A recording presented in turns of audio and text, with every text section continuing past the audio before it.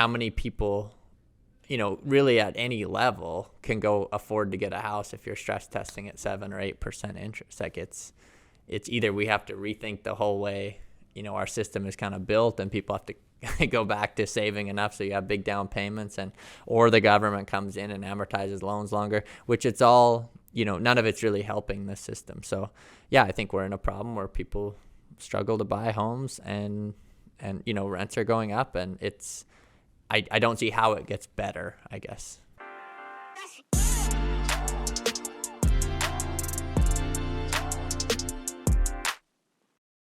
Welcome back. So today we're doing another question and answer episode.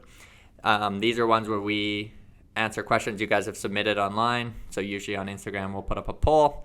If you guys have any questions, just feel free to always DM us and we'll put them on an episode. It gives us a good chance to interact with you. So this question was, what software or automation do we use, and are we leveraging any AI in our company? So probably the biggest piece of software we use is called Building Stack. So that's what we run basically our whole property management company on. So they do pretty much everything. That's our connection between us and the tenants. So they do all their maintenance tickets, all their payments. And the big difference there too is we've tried a bunch of different ones. Building Stack is Canadian based, so the payment side worked really well. Their tenant insurance gets uploaded to there. So it is really, it's helped us streamline a lot. That's the one that we use probably more than anything. On the property management side, we also use an app called Z Inspector. That's one that we use for our yearly inspections. It's been really cool. On the team side, we use Hypercontext for run all of our meetings, and it's a pretty cool app to it tracks the meeting and then make sure everyone's doing their next steps and kind of keeps everyone accountable. As far as AI, I just started kind of playing around with it. I'll use ChatGPT a little bit. I think, it's good for responding to people, certain situations. It kind of takes the emotion out of it and can write a nice response.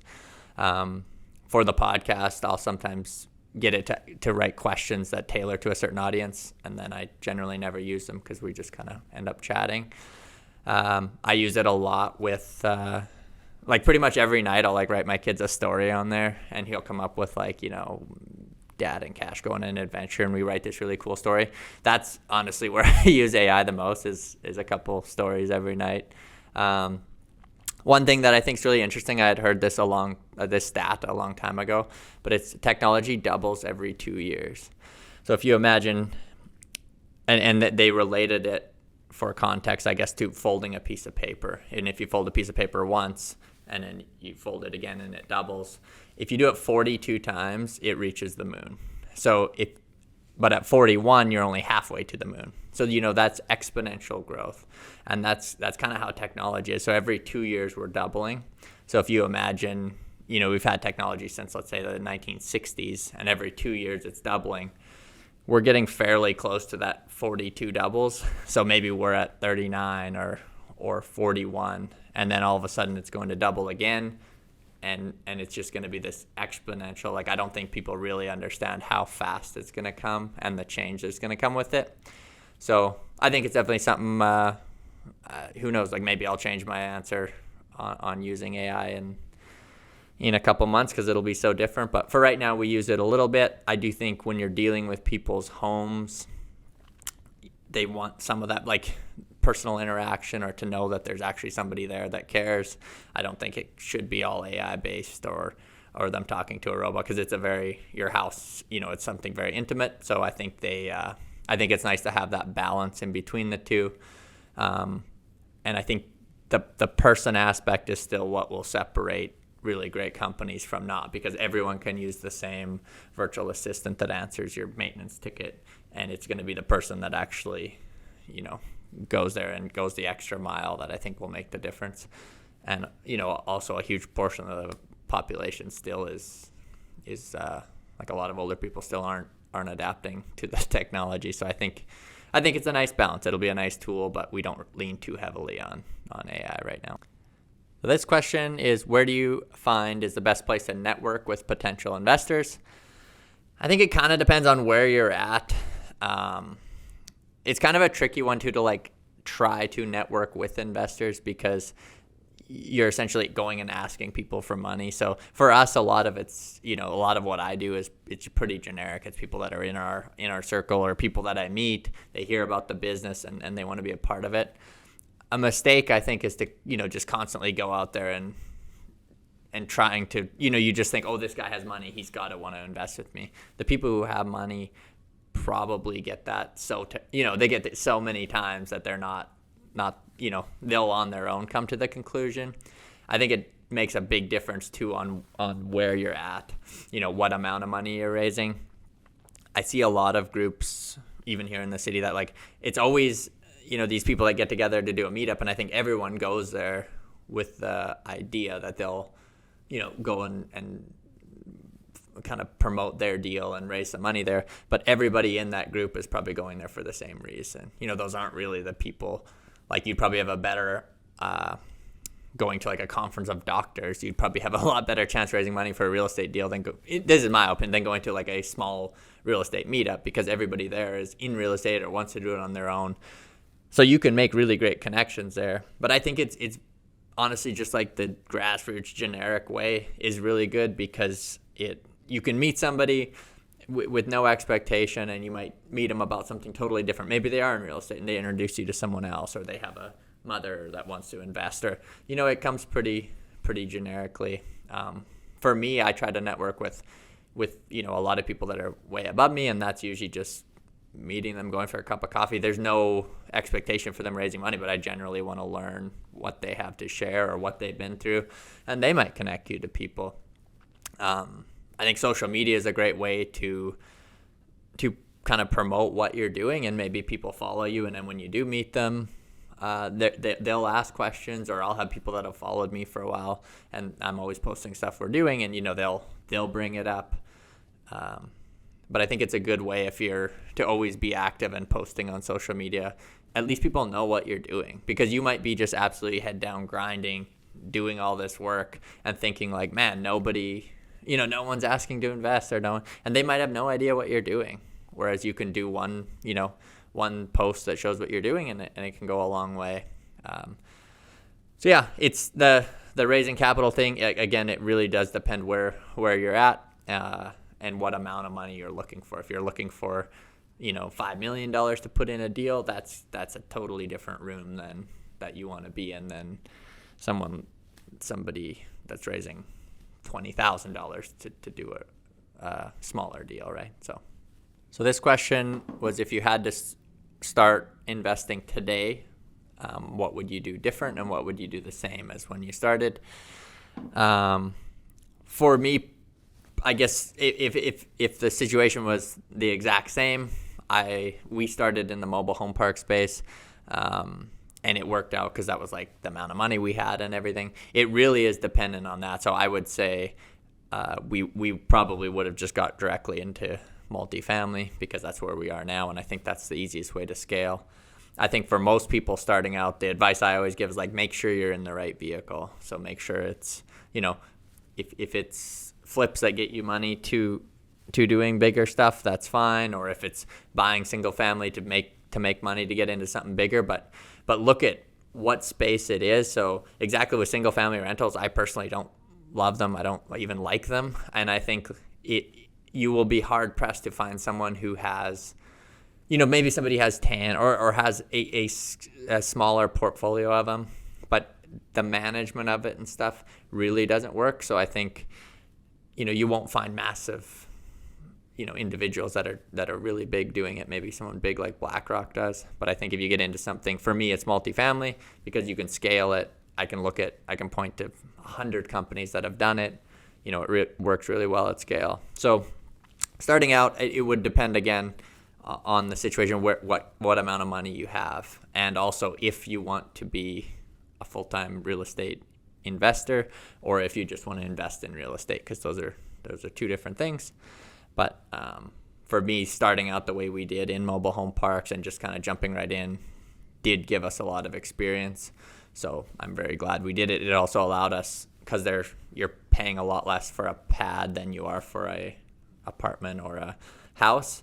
It let us get experience with dealing with a bunch of tenants without having to put out a bunch of capital. It was a lot cheaper to buy a park.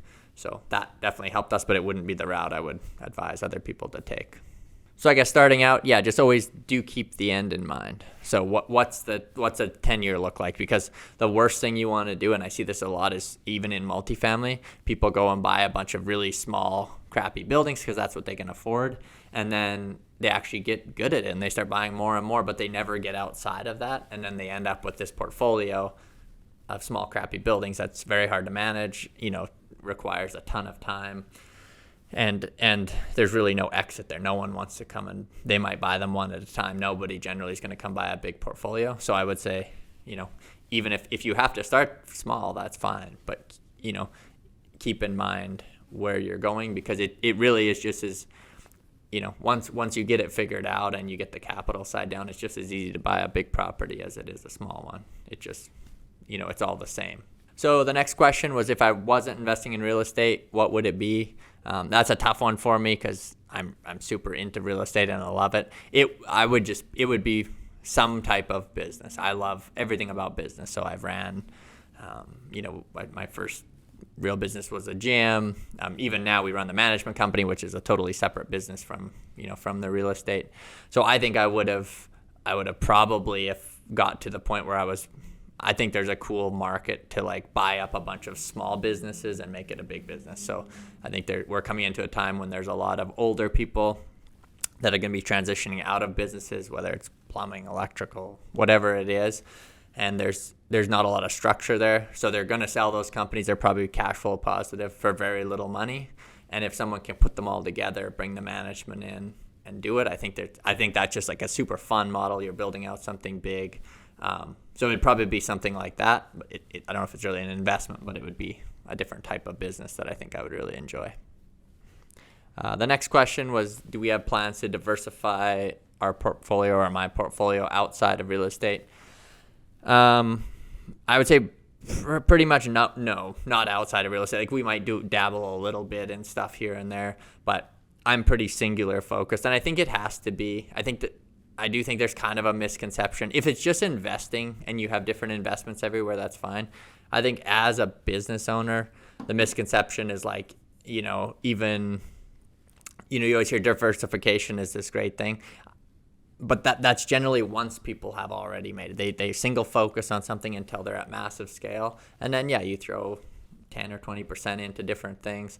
But if you're trying to do it, like I see people, or they'll start a company and then they right away start another company, and then you just have a bunch of small companies that, like, you have to realize to have an actual big business, it's going to require 100% of my time. Like I guess I'm not arrogant enough to think that I can go start a whole bunch of different companies at once and give them the time it needs or be there. So at some point, I think you maybe get into stuff. I would always try to pick something very aligned with what we do.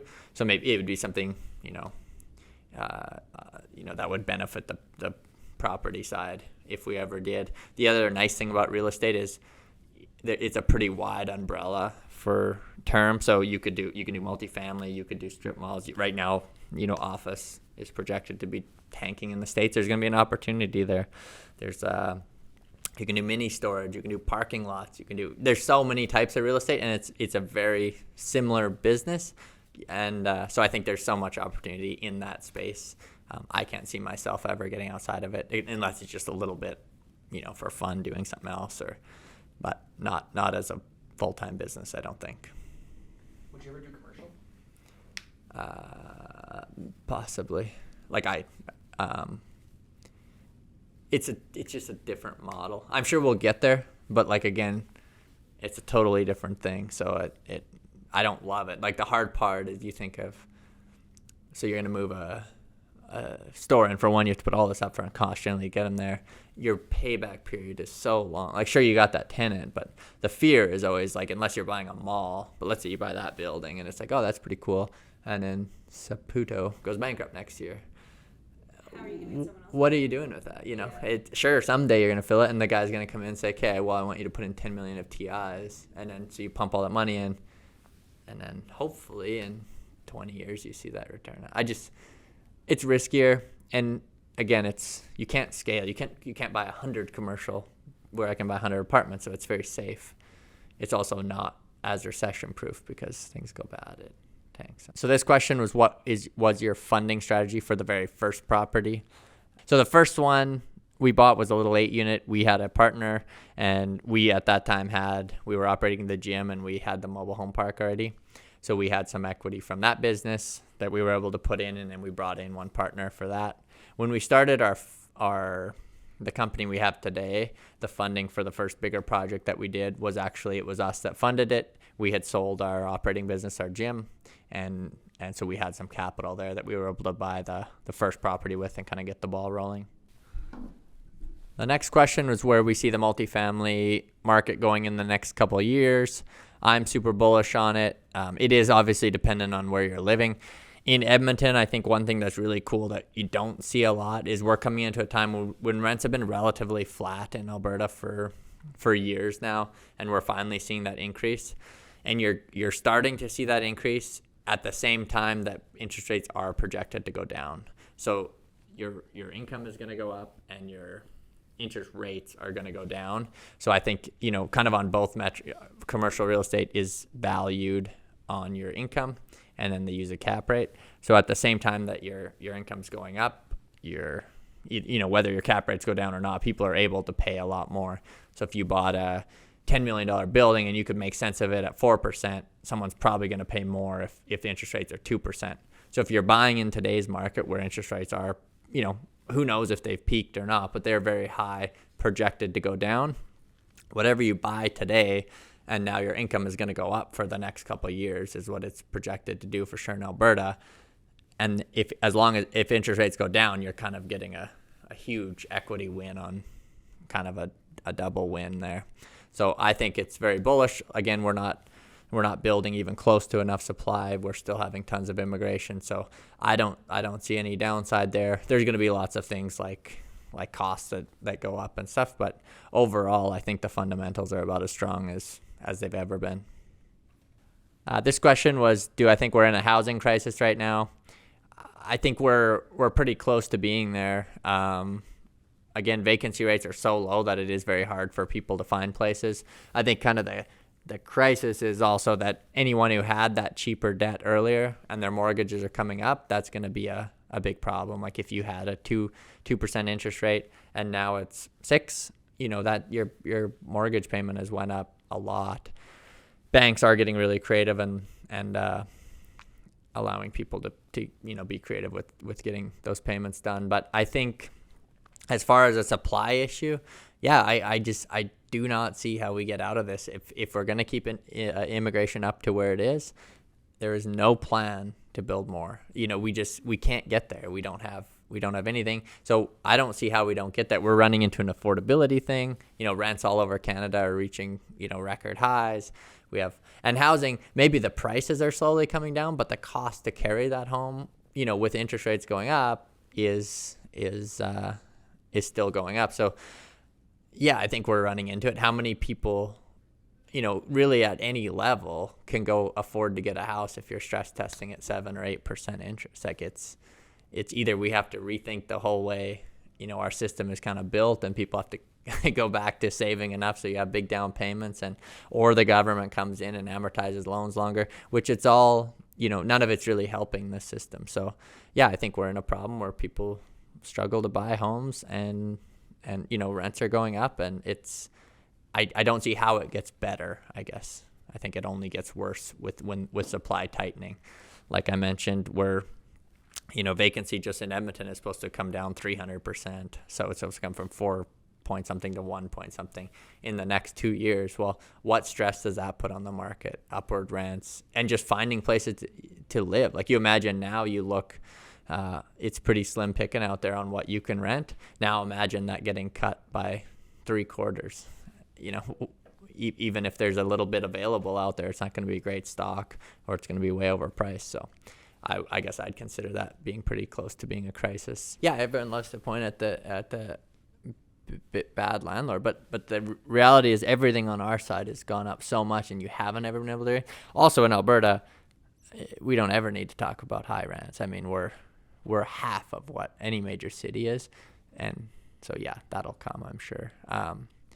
But yeah, the rent goes to them, and then in turn, the government has to pay more social services to people, and it comes back on our taxes, and it's a cycle.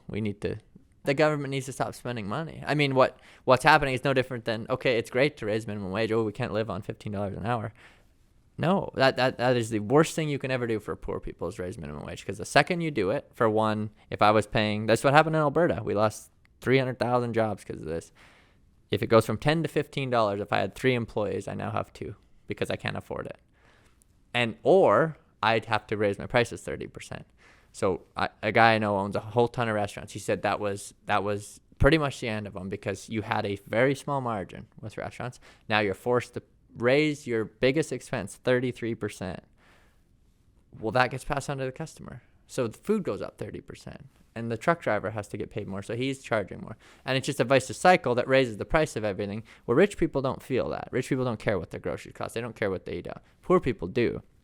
So the people who need that the most, there should be no minimum wage. A minimum wage job is a job to get you in the door, and it's to get you work experience. That's not your end all. You shouldn't live on it. That's not the idea. It's a guy living in his mom's house. He works there. Then you go get a second job and you move your way up. But it allows people to do it. We want to get rid of them. We're going to get rid of people. That's why McDonald's is going robotic. Walmart, 30% of all their staff is going to be robots this year. We'll just get rid of it because they can't afford to pay it. So unless the government stops spending money, we have to keep printing money, and deflates the value of it, and everyone has to pay more, and it goes on and on. So not an easy fix. No. This question was, how do I get involved in your company?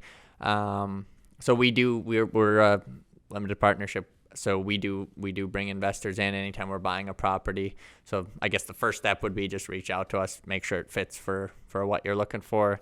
Either email me or send a DM, and we'll get started from there. So this question was, how do I balance family life with running a business? I think balance is kind of a funny thing where I don't think it ever sits like this. Like if you think of a scale, I think a lot of times it, maybe the work is the priority, and sometimes the marriage is the priority. Like it's not that one, isn't important, but sometimes one requires more work than the other. I'm lucky enough to work with my wife, so a lot of our work time is spent together.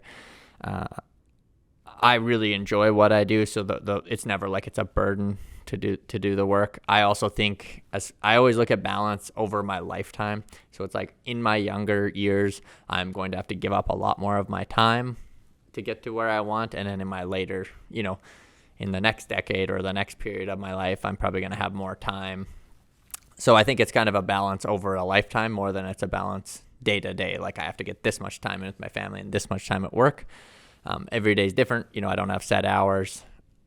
The thing I try with my kids is, I do think that they want your undivided attention for small bursts of time. So I don't need to sit with them for 8 hours every single day and play. Like they want me to come play mini stick hockey or a board game or for a small amount of time, and I'm there and I'm with them and I'm very focused, and then they play on their own and I can work. And it I don't think it's ever really been a problem. I'm very, very involved in my family's life. Starting out back, 10 years ago, my life was 95% work. Like that was just where we put a lot of the focus. My wife too, like starting the businesses, that's what was required at the time, physically being somewhere for the majority of that time. So back then there was a lot less of that balance. I think it's kind of, everybody's different in that sense too. For me, I've never minded the balance being heavily weighted on work, and that doesn't mean I don't think that I'm taking away a lot from my family either. So the next question was, does success destroy friendships? I don't think it destroyed it. It probably changes it, and I don't know if it's even the success itself that does it, but people just move on and get to different places with their lives. So I don't know. I think it's always hard to see someone that that was very similar to you in your life get successful. So kind of if you don't, because that kind of removes all the excuses that you've been using, like where I'm from or whatever. So kind of the thing I always heard or related to was, let's say you were a really good runner in high school and you and your best friend were you were just always neck and neck, right? And then the last race of the year, he goes on and he beats you, and then he goes on to college and has this awesome running career, and you don't. Now, you might be happy for him, but it'd be kind of hard you would have no excuse on why you weren't him, right?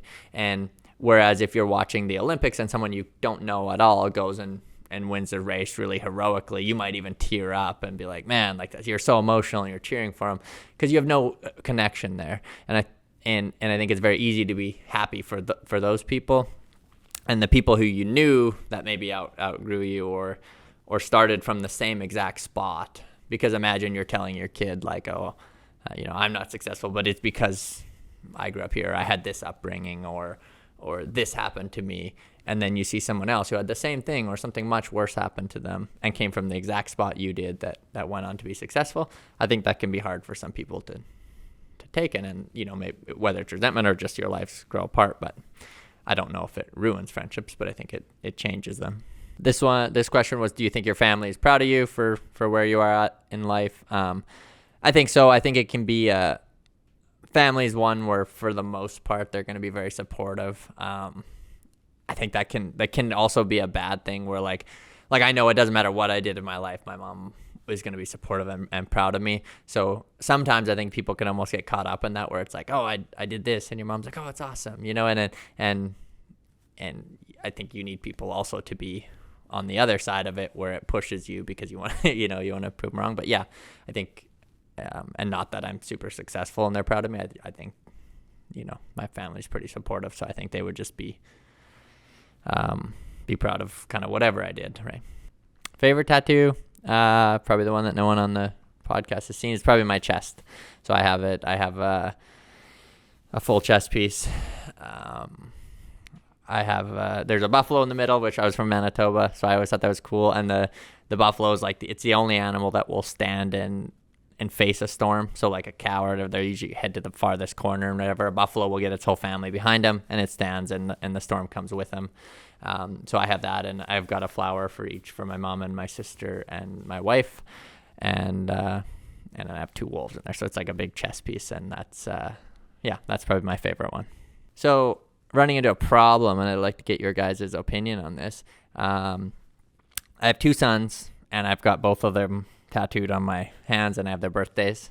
And in my head, I was always just going to have 2 kids, and we just had our third. We had a daughter, and I really am at a loss of where to put the third tattoo. I don't want to put her on my foot or anything.